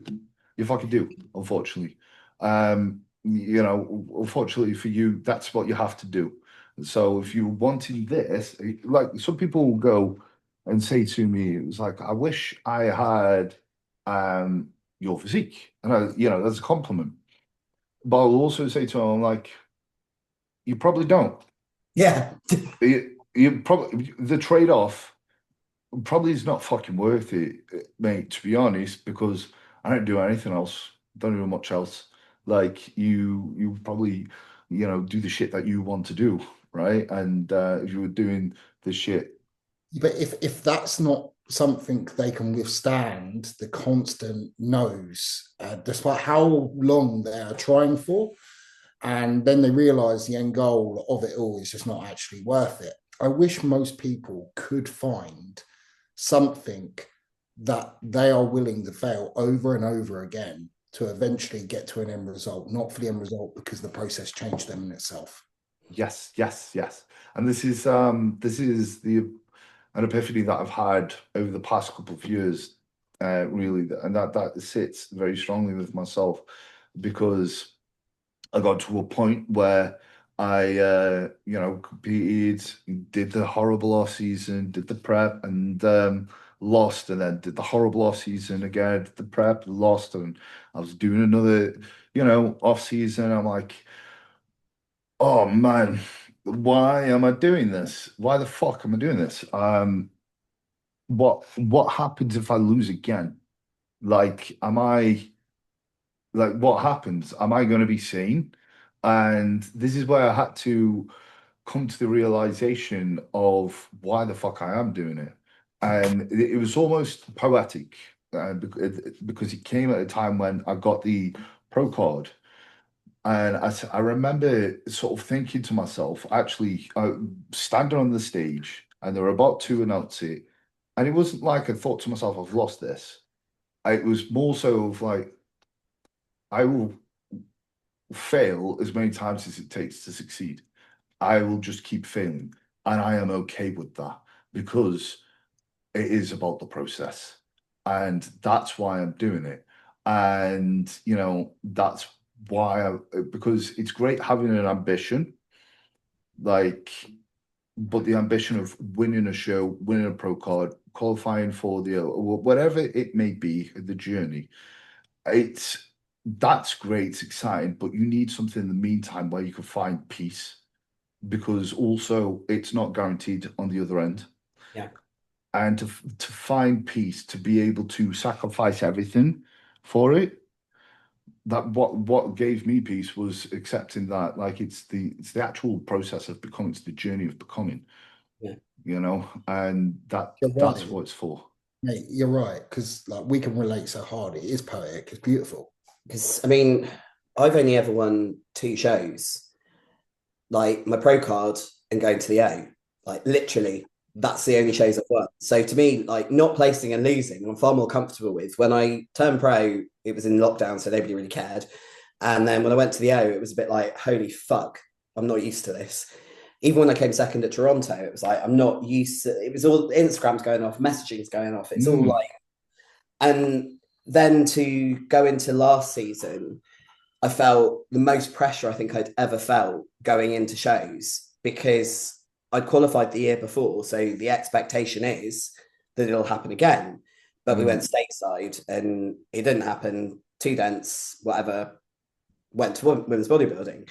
But on reflection of that time, where it was like trying to manage that disappointment of not even placing top 3, it was top 5.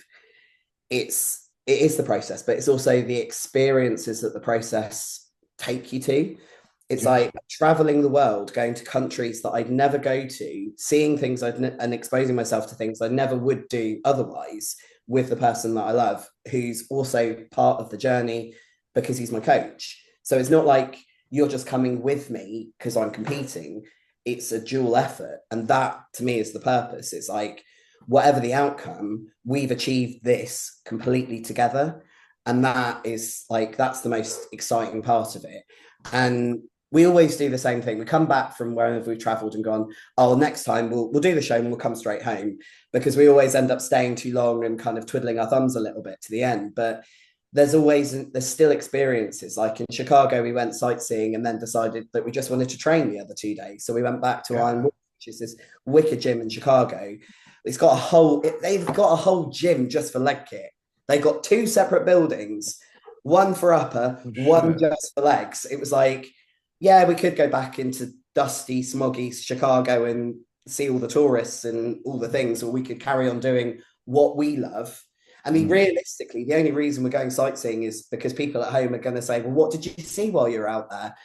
Well, gyms. We did flick the bean, though. We did flick the bean. We did flick the Chicago bean, yes. And went through a really dodgy subway.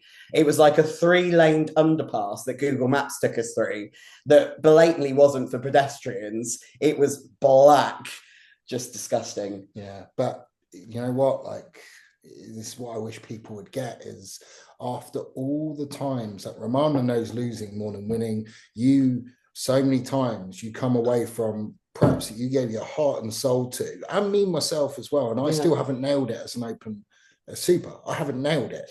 So many times I've failed. So many fucking times. And these show weekends, you know, you usually done on the Saturday or the Sunday, but then you have the day after, you're dwelling things over. You might question yourself. I don't think if you're not passionate about something, you're not pushing hard enough for something and not questioning yourself, trust me, you're not really going there. To actually question your own sanity and whether this is worth, like, you start questioning that, fucking hell, is this actually worth it? Then Monday morning, without even realizing it, right, let's go again. Yeah. Yeah. It's that. And that's the beauty of it. No matter what, Monday morning, right, it's leg day. I haven't trained legs in like a week. Yeah. Yeah. And it's that's the beauty of it, isn't it? That's I suppose the irony of it, because you can often think about, I mean, you sometimes think about the grass is greener over on that side. Look at the things that I might be missing out because of this process. And you know, it's a little bit like a carrot's being dangled, and then as soon as you get given the carrot, you're like, I don't want to eat this. I actually like the process. You know, I remember losing a show, and going into this show, I remember thinking, and this was the last natural show I did. I remember thinking, okay, if I win this, I'm gonna be I want to be on track to be a professional bodybuilder. This means that I'm a good bodybuilder. I'm going to go for it. And yeah, if I lose it, then no, I shit bodybuilder. I come second, and it was like this close call. And I go away because I've given myself this absolute in my head. And I'm like, fuck, okay, well, what do you do now then? You quit. So what does that look like? That looks like, what, you're not going to go to the gym anymore? Well, no, that's not going to happen, is it? You're going to carry on because you like going. Are you going to eat differently? Well, no, you're not, because that's fucking. It actually gives you a lot of sanity to eat that fucking way. So what is it? You're still going to do the process, you know. So that's that. I remember that was the first inkling of where I had it. I was like, okay, cool. So I'm not. I was just talking shit really before. I am actually going to carry on. It's funny. It's funny, in the position you're at now, looking at younger self, you also see the mindset is, you silly fucker. you nearly allowed the opinion of a judging panel dictate your own process, because Yeah, that's what matters, yeah. the process. It's That is it, and it could be. We need to remember, like, it is subjective, and sometimes it could be a change in peak. It could be 1 or 2 years of putting muscle in certain areas, and you being could better go with your from presentation. here. Yeah. I mean, like, I think Samson's a pretty cool recent example of that. We Yeah. can use Ronnie Coleman as an example of last place to fucking whatever, but his trajectory when he first started pro, people weren't really looking at him. And then, he started like coming close to winning pro shows, and then he wins pro shows, and then he's like at the Olympia stage, like blah, blah, blah. But if people were asking around about that time where he was first on the pro scene, it's like, this guy got to be Olympia in 4 or 5 years' time. And people, Same with Rhea. yeah, Like, yeah. that's He's a just great example. mental. Because I mean, when I started bodybuilding, I had no idea of the categories. I didn't even, hand on heart, going into Team Ratio where I won my pro card, I didn't really know what a pro was. I didn't really know what it meant. I definitely didn't go in thinking I was going to come away anywhere near the top spot at all. I thought, oh, it'd be nice if I could get, if there's enough athletes, if I get top 3, that would be good. Like, that would be nice. And so to have that accolade, I was driving home and I was like, I still really don't understand what this means completely. I know when I started working with my coach at the time, he said, oh, yeah, I think you've got the genetics to potentially turn pro. And me being the cynic that I am, I'm like, mate, you don't need to try and sell me this golden carrot. I'm wanting to come to you for coaching, regardless of how much you fluff me up with my potential. So I didn't really pay much attention to that. And then fast forward like 9 months later, and I've got my pro card, and I don't even think turning pro, I realized the association to the Olympia. I was just so clueless to it. So it was literally the process of finding something tangible to put my efforts towards with my training. Because with CrossFit, I was all right, but I was getting more and more broken, and more things were owie-ing when I was training. So it was like I needed to find something less intensive, and just tripped and fell into bodybuilding because I severed a nerve in my hand. And 12 weeks later, I stepped on stage. It was at a PCA show, having no idea. I stood in the middle like a Christmas tree doing toned figure. Like, literally, that was my posing routine, and then walked off. Your face. That's pretty, but like, I think that's incredible though, because honestly, because people wouldn't have guessed that you will end up on the Olympia stage, probably first seeing that, and it goes to show that anybody could be anybody, and even when you look at oneself, it's like when you're considering, oh right, fuck, am I going to be any good? Because a lot of people put too much stock into the genetics very early in the journey and the potential. And I don't know, they throw the towel out early, but they probably would count themselves or other people out when in actual fact, you never fucking know. In a couple of years' time, they could be killing you at a show. Yeah. Or, you could be on the Olympic stage, you could be so far, and that's the thing. Anybody could be anybody, and bodybuilding is a very unpredictable thing. I mean, on paper, it looks like my trajectory has been quite quick. I did my first show, I started my first prep end of June 2018, stepped on stage first time September 2018.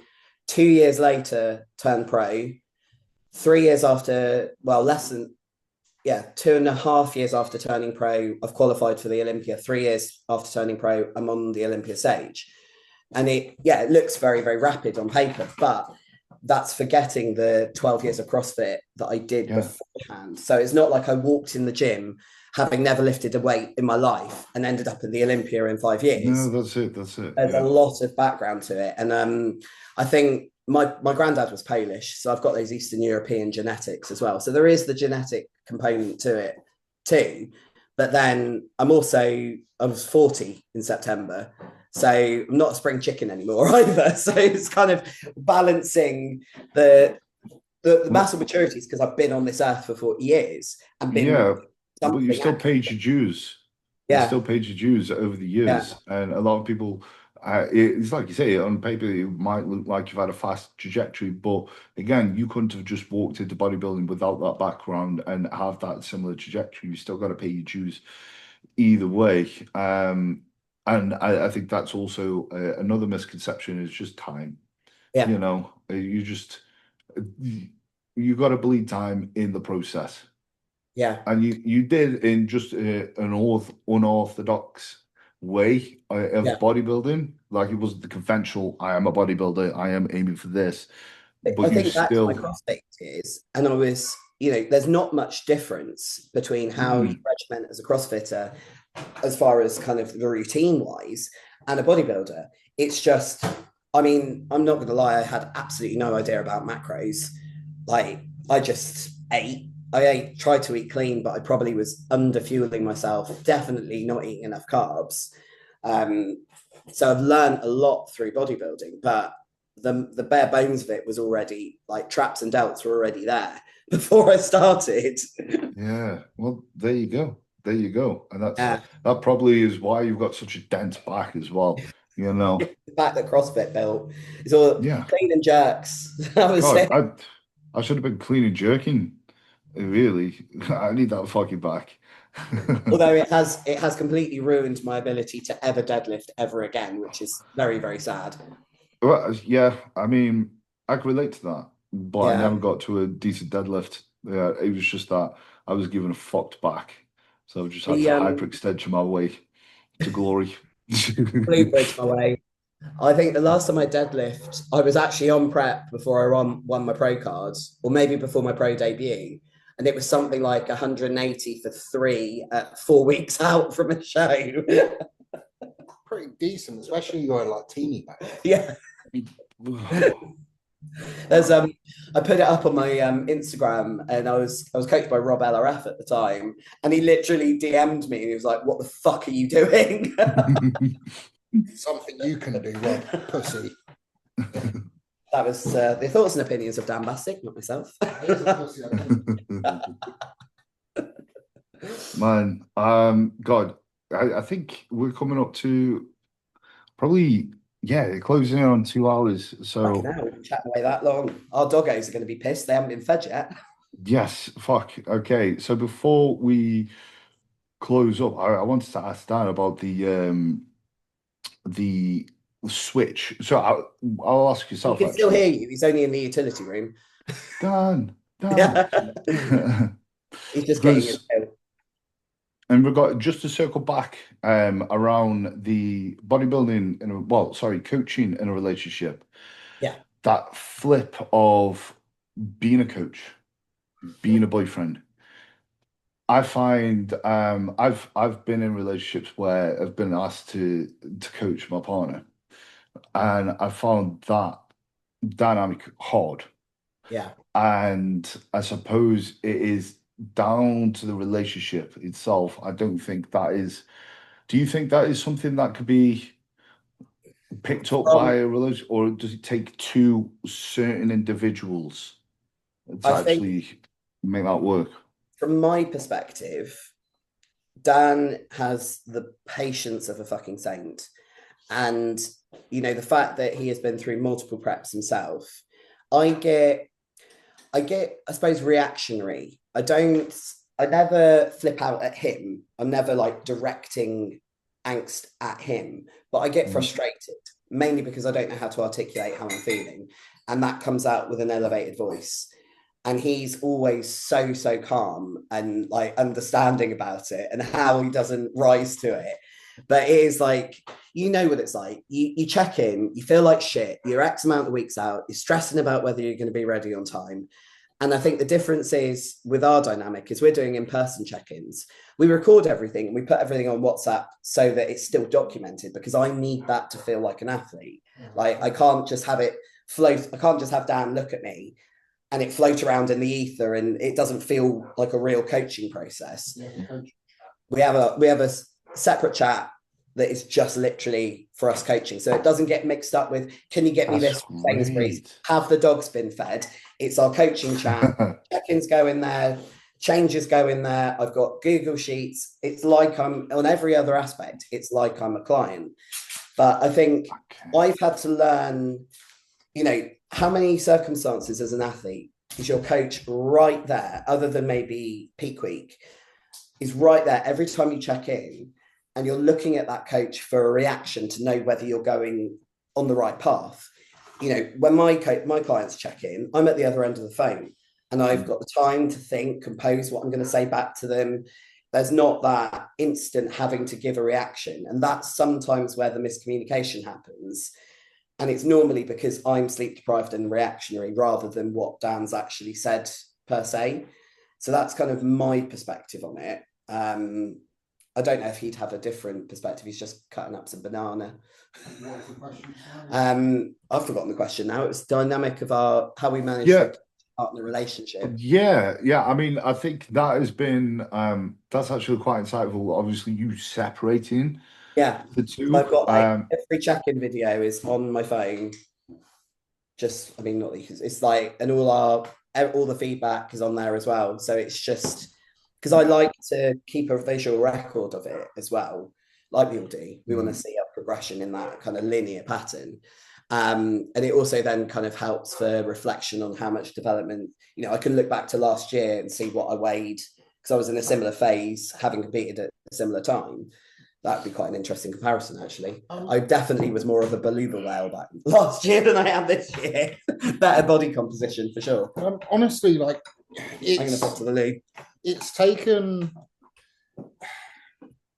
Dynamic. Yeah, it's taken growth on both sides. On all honesty, to work with each other and actually respect each other's goals. Do you think it's helped the relationship? Helped you guys evolve and bring you closer? Definitely bring us closer. Yeah, I would say that. Yeah, I would. But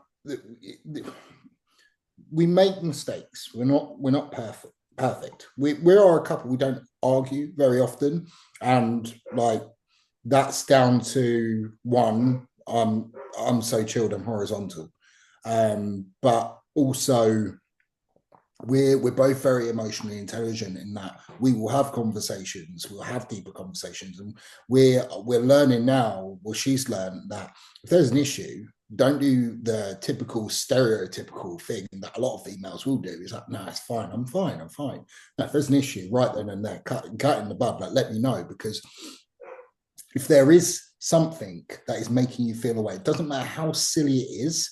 I don't care. It's making you feel a certain way, and I don't want you to feel like that. So it's important to you.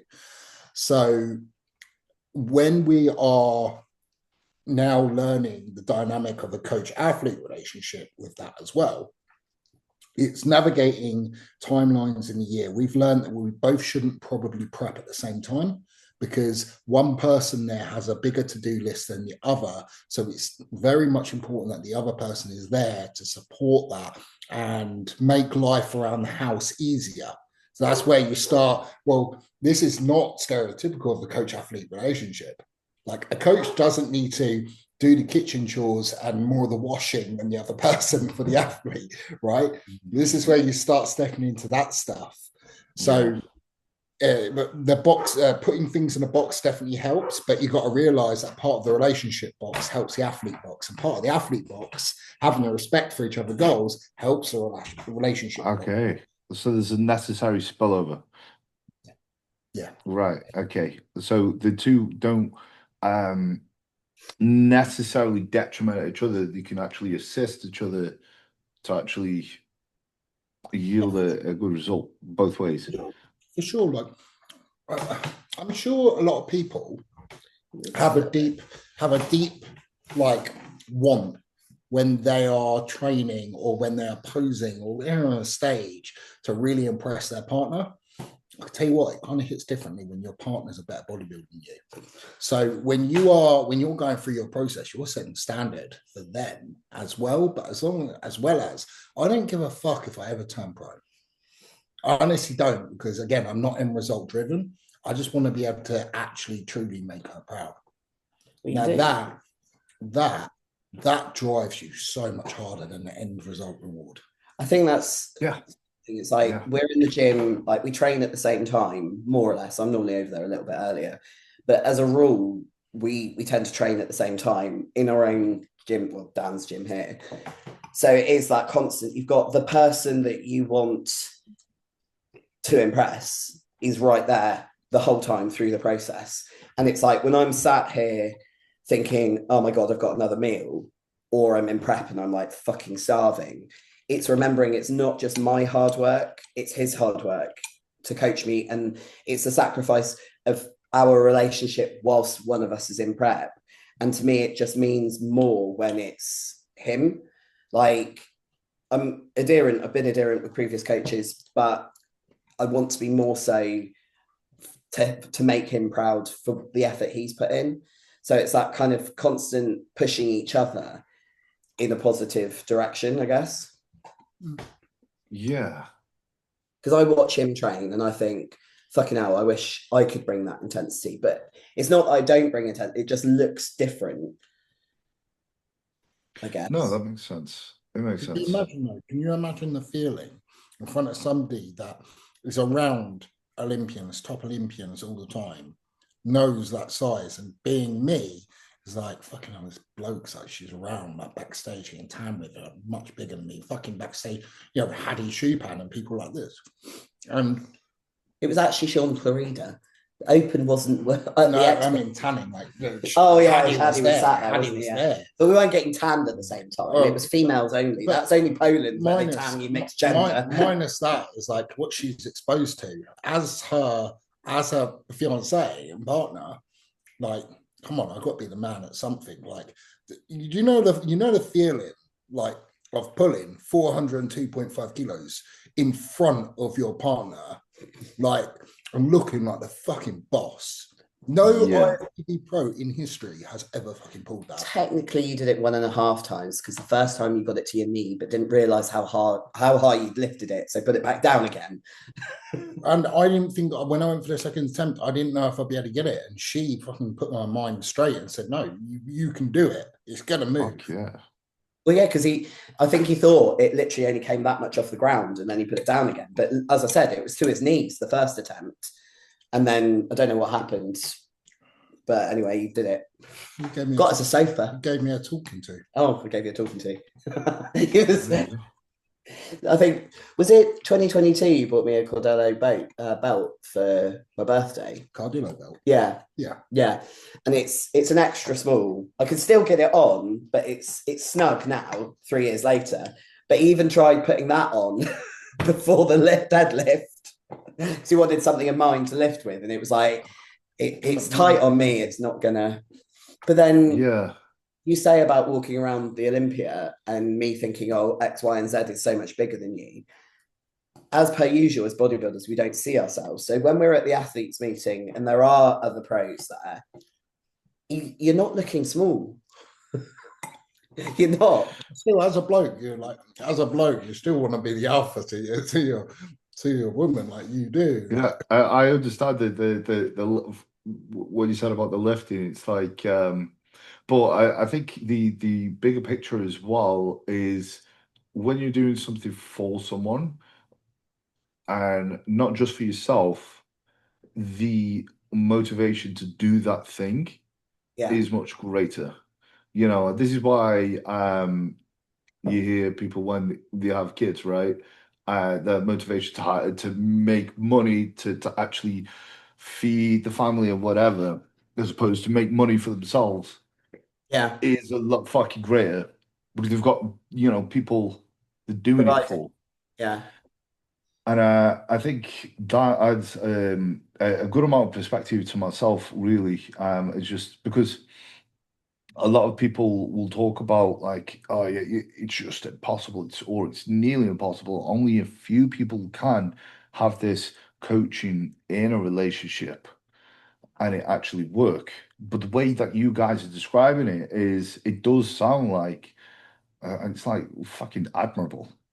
You know, it's like, holy shit, that sounds really fucking awesome, actually.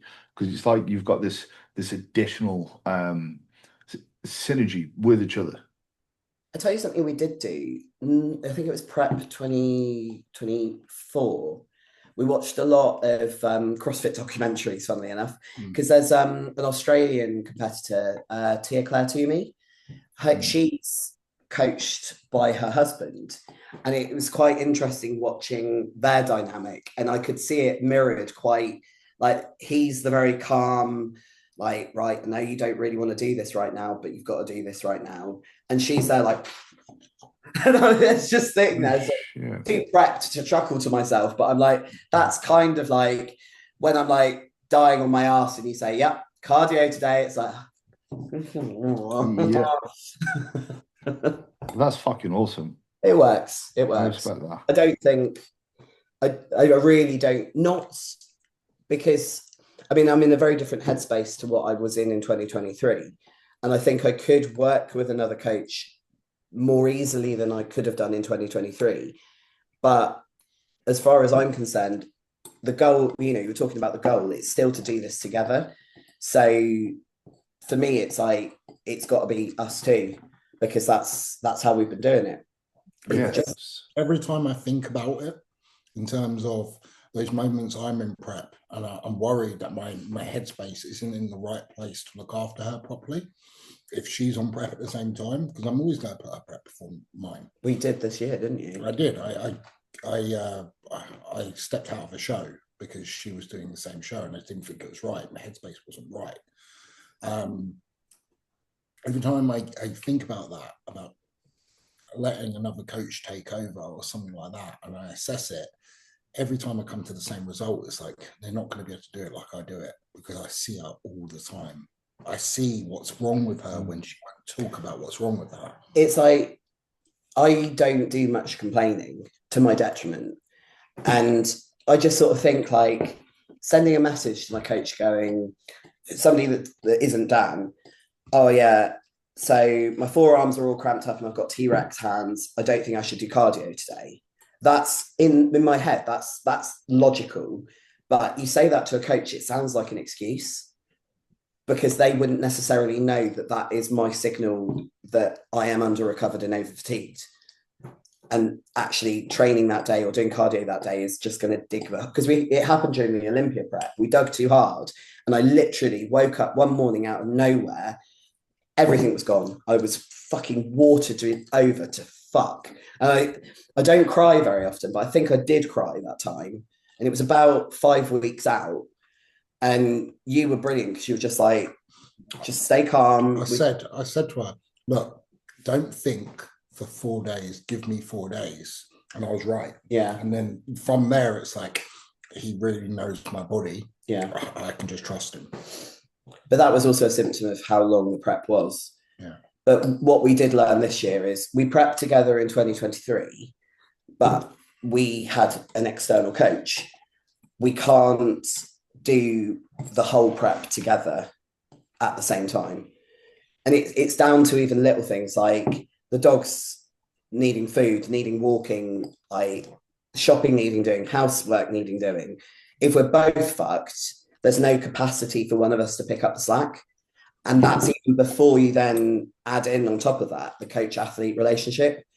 And I knew for the guest pose that week, I knew going into it, I was like, the plan was to run it as a mock peak, but at the beginning of that week, I could see it wasn't going to happen. And I was like, I was fine with that because it was his show and the guest post was just a bit of fucking fun. And ultimately, it meant I didn't have to buy a 40 quid ticket to watch him on stage. That's the point. I like it. And that's where the discussion that maybe Hilly would take over the next 4 weeks into Empro. And part of what wigged me out about it was he mentioned it, like I said, like, I think, was it 4 weeks or was it less than 4 weeks? Might have been less, wasn't it? 5 weeks. Oh, something like that. But the thought of like that change without any time to get used to it, because I'm not very good with spontaneous change out of my control. I think if I knew that that was going to happen in advance, I would have been fine with it. But to drop it on me during that prep, so it was like, well, okay, maybe I don't do M-Pro and I go into an off season. And in retrospect, that's probably what I should have done, and then competed nearer to the back end of the year, rather than going for a show in July, getting close to qualifying. And then if I had qualified, it would have been a fucking long prep again, which would have taken months to recover from. Don't get me wrong. We both decided that we shouldn't prep exactly the same time, that I should finish prep when she's probably about 9 weeks out, something like that. That would Before it gets really gritty. Yeah, that would work perfect.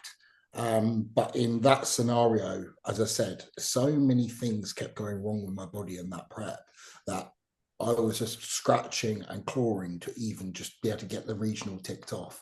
And then hopefully I could, recover my body, the injuries, everything like that, and do actually land it properly. I was 5 weeks out, conditioned for that regional, but on top of that, I was very ill the week before.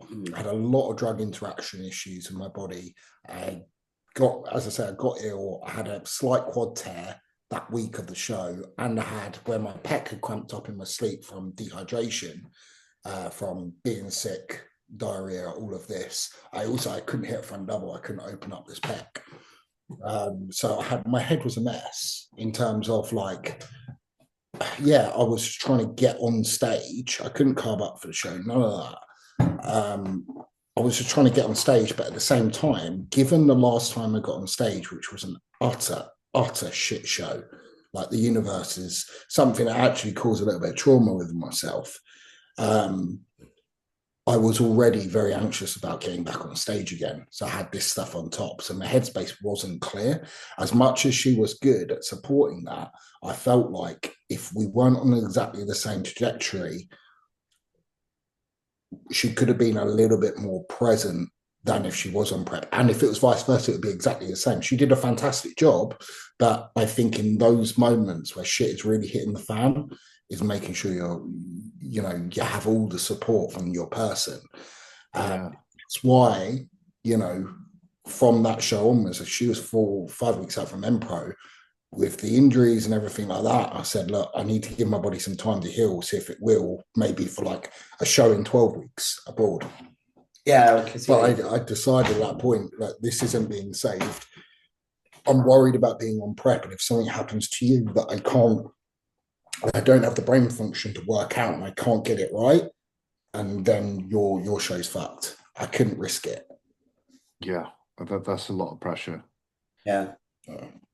Yeah, which makes sense. I suppose that's like not being, I don't know, an individual who's like, I can take it all, I can manage it all. It's actually being aware of, okay, this is my limit. This is the risk now, and the risk is my partner's prep, right? And it's hard to secure that. And then I suppose against that risk to reward, it's like, what would you get out if it all went to plan? How likely is the risk? And I suppose that's another element that a lot of people wouldn't consider when you've got two competitive bodybuilders competing. Is when do you prep, and what does that look like? When you're dealing with all this shit in your head, anxiety from the previous show that you did, and you're actually worried about getting on stage again. Like the next PCA show I went to after that, she had to go into the venue holding my hand. That's where I was at. Like it left a serious fucking scar. And that was only to support your clients, wasn't it? That PCA show? Yeah. Was it an eval thing? I think it was. I had a client competing, and then to have this in my head going into the show. Get the show done. I wasn't happy with the look. Hilly did the best job he possibly could. Like the body was fucked in terms of like the sickness, everything else, all the injuries, and fuck knows what he did. I don't even know, but it still wasn't me. And then potentially having issues leading into the actual show I was going for, and maybe having a freak out at home of the pressure getting to me, everything else, and the pressure I place on myself. It's not just your partner at that point. In terms of your partner, you could be any way you like in terms of letting out your frustrations, not at her, but to have a meltdown, and it's not an issue. They're there to support you. But what if it is something that is going to throw her off kilter, remembering she's in prep? Yeah. And what if that's now a very late night for her? The next morning's suffered, and she is somebody who she can't do really late nights. Otherwise, the next day, anxiety, all the symptoms of the previous of PTSD start to becomes a lot harder to manage. Can't self-soothe. It's something my mum always used to say, overtired and emotional, but it rings true. It's like when I'm overtired, I am emotional and I can't regulate as well as when I'm rested. And it just snowballs. It's just a shit show. Yeah. And then you are also in prep, and now you can't support her properly through that. As well as I was able to do it in the really bad year we had with PTSD. Yeah. My biggest worry is not having the brain on me to support her through that in those moments. Like, people, I don't think they quite grasp how severe. You're talking head in hands, rocking on the floor, totally illogical, everything locked up in your body, feels like you can't breathe. Imagine being a prep and your head is actually not focused on them. It's on, well, I've got cardio to do, or I've got. It's that itch, isn't it? It's like, you know what you should be doing, but we all have that internal drive to tick our boxes. So it's that little scratch that you can't quite be present, because you know that whatever's in front of you is more serious, but in the back of your head, you're like, I've got this thing I've got to do, and I can't actually be present until I've done. Can you just press pause? Yeah. Cardio, come back, and we can start. Yeah, that's the work like that, does it? Unfortunately, that's the bodybuilding OCD, and yeah. I suppose that's the both being competitors and being a coach. That's the tightrope of being the partner and the coach. Yeah. Where that's difficult to juggle, because it's, as you said, if you're just venting, and if that throws off, because obviously as a coach you wouldn't normally just go and vent to your clients, especially if they're on prep, and go, oh, I've had a shit day today, man. Like, can you imagine? I really want to do that now. One of my clients actually asked me how I was today, and I missed an opportunity. Yeah. Fuck, man, it's just an absolute nightmare. It's like I didn't hit my numbers at the gym today. I dropped 3 grains of rice on the floor, and I'm 300 mils short of my water target. They'd be like, what? They'd be like, the dog was sick in the living room. And they're on like fucking peak week. They're like, yeah, but what should I eat? What am I going to eat in 4 days' time? Just offload to it completely, and right, see visuals in the morning. Yeah. It's just fucked. At 9 o'clock at night. Oh yeah, I'm just going to ring my client to have a bit of a vent. And they're not expecting the call. What? I'm trying to sleep. Just checking you're actually going to bed when you said you would. And by the way, this happened today. Let me tell you all about it. Tracy at work, absolute bitch. Although I did tell one of my clients that I had a flat tire, and she lives quite locally. She's like, she knew Dan was away. She's like, do you need anything? I'll come and bring it to you. This was a few weeks ago when you were in Poland, which I thought was quite sweet, but I didn't. Legend. Yeah. Absolute legend. Right, guys. It's been an absolute pleasure to chat to you. And honestly, it's been a massive, good amount of perspective, with the whole dynamic of the coach, the partner, and also women's bodybuilding as well. Like the similarities of actual. Because again, a lot of people will just actually assume them to be two completely different things, which when you get to a certain division, certain size, there is a lot of similarities. But yeah, I appreciate you guys coming on. And where should you guys go? Where should these guys go listening to see you? Your YouTube. Plug away. podcast. Yeah. I mean, we're both not very good on Instagram, really. To be fair, Sarah Parker basically runs my Instagram with all the collabs. So yeah, I mean, obviously, good friend of ours. Yeah. I've been promoted to co-host for some of the episodes with her. So That's yeah, brilliant. Podcast or my own Instagram, Romana.Skotzen, I think. Can't remember. I'm gonna have to change it next 18 months time. So am I. Yeah. Yeah. Yeah, it's just our names, nothing fancy. I used to have a fancy Instagram handle, but I changed it. I had blue lights and barbells, which I thought was quite cool. But That's pretty cool. yeah, my actual name now. Yeah. Yeah. And absolutely shout out to Sarah Parker. Check out her podcast. It's 100%.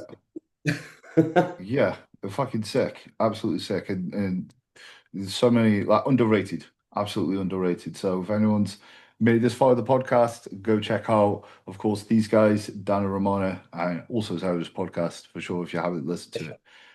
But once again, appreciate you guys. Thank you. Peace out.